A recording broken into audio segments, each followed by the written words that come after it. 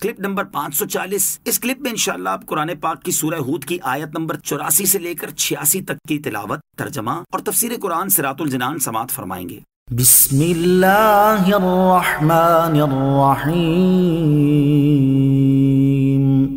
ترجمہ، اللہ کے نام سے شروع جو نہایت مہربان رحمت والا ہے۔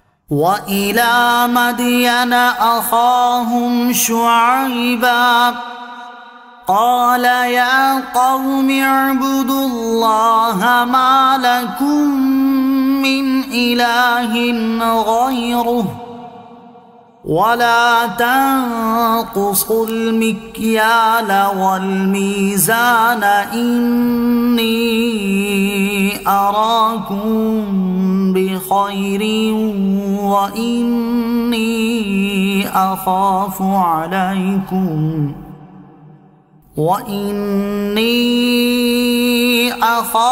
عَلَيْكُمْ عَذَابَ يَوْمٍ مُحِيطٍ۔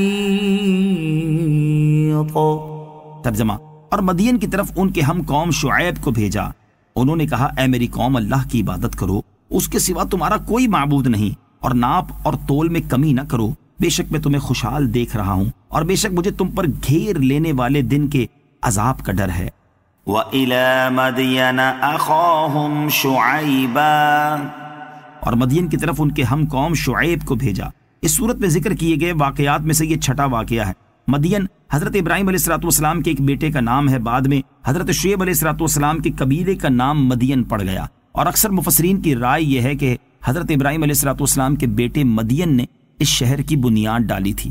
آیت کا خلاصہ یہ ہے کہ انبیاء کرام علیہ السلام کو یہ حکم دیا جاتا ہے کہ سب سے پہلے اللہ تعالیٰ کی وحدانیت کی دعوت دیں، اسی لیے حضرت شعیب علیہ السلام نے مدین والوں کو سب سے پہلے یہ فرمایا، اے میری قوم، اللہ تعالیٰ کی عبادت کرو، اس کے سوا تمہارا اور کوئی معبود نہیں۔ توحید کی دعوت دینے کے بعد انبیاء کرام علیہ السلام کو یہ حکم ہوتا ہے کہ جو کام زیادہ اہمیت کا حامل ہو پہلے اس کی دعوت دیں، پھر اس کے بعد جس کی اہمیت ہو اس کی دعوت دیں۔ کفر کے بعد چونکہ مدین والوں کی سب سے بری عادت یہ تھی کہ وہ خرید و فروخت کے دوران ناپ تول میں کمی کرتے تھے۔ جب کوئی شخص ان کے پاس اپنی چیز بیچنے آتا تو ان کی کوشش یہ ہوتی کہ وہ تول میں اس چیز کو جتنا زیادہ لے سکتے ہوں اتنا لے لیں، اور جب وہ کسی کو اپنی چیز فروخت کرتے تو ناپ اور تول میں کمی کر جاتے۔ اس طرح وہ ایک دوسرے کو نقصان پہنچانے میں مصروف تھے۔ اس لیے حضرت شعیب علیہ السلام نے انہیں یہ بری عادت چھوڑنے کی دعوت دی اور فرمایا، ناپ اور تول میں کمی نہ کرو۔ اس کے بعد فرمایا، بے شک میں تمہیں خوشحال دیکھ رہا ہوں، اور ایسے حال میں تو آدمی کو چاہیے کہ وہ نعمت کی شکر گزاری کرے اور دوسروں کو اپنے مال سے فائدہ پہنچائے، نہ کہ ان کے حقوق میں کمی کرے۔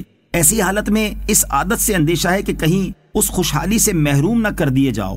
اگر تم ناپ تول میں کمی سے باز نہ آئے تو بے شک مجھے تم پر گھیر لینے والے دن کے عذاب کا ڈر ہے کہ جس سے کسی کو رہائی میسر نہ ہو اور سب کے سب ہلاک ہو جائیں۔ یہ بھی ہو سکتا ہے کہ اس دن کے عذاب سے عذاب آخرت مراد ہو۔ نوٹ: سورہ اعراف کی آیت نمبر 85 تا 93 میں حضرت شعیب علیہ السلام کے قوم مدین کے ساتھ معاملات کی بعض تفصیلات گزر چکی ہیں۔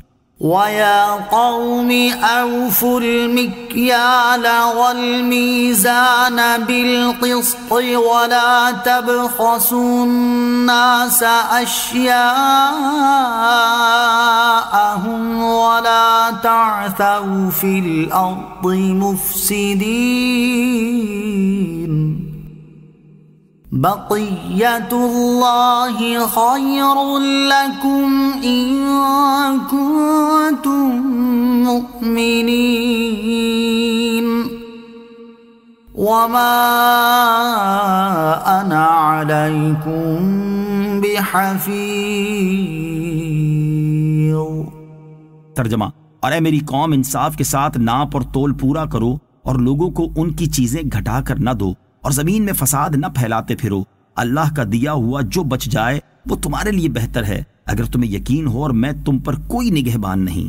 بقیت اللہ کا دیا ہوا جو بچ جائے، یعنی حرام مال ترک کرنے کے بعد جس قدر حلال مال بچے وہی تمہارے لیے بہتر ہے۔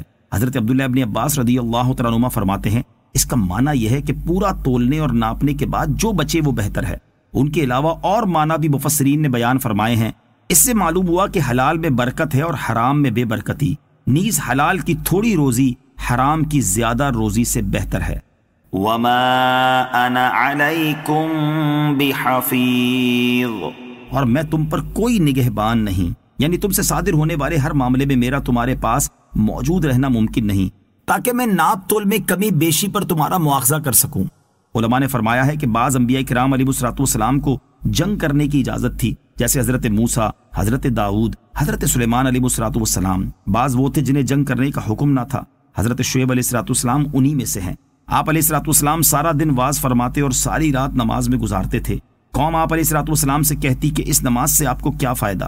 تو آپ علیہ السلام فرماتے نماز خوبیوں کا حکم دیتی ہے اور برائیوں سے منع کرتی ہے۔ تو اس پر وہ مذاق اڑاتے ہوئے یہ کہتے جو اگلی آیت میں مذکور ہے، صلو علی الحبیب صلی اللہ تعالی علی محمد صلی اللہ تعالی وسلم۔ مجھے اپنی اور ساری دنیا کی لوگوں کی اصلاح کی کوشش کرنی ہے انشاءاللہ عز و جل۔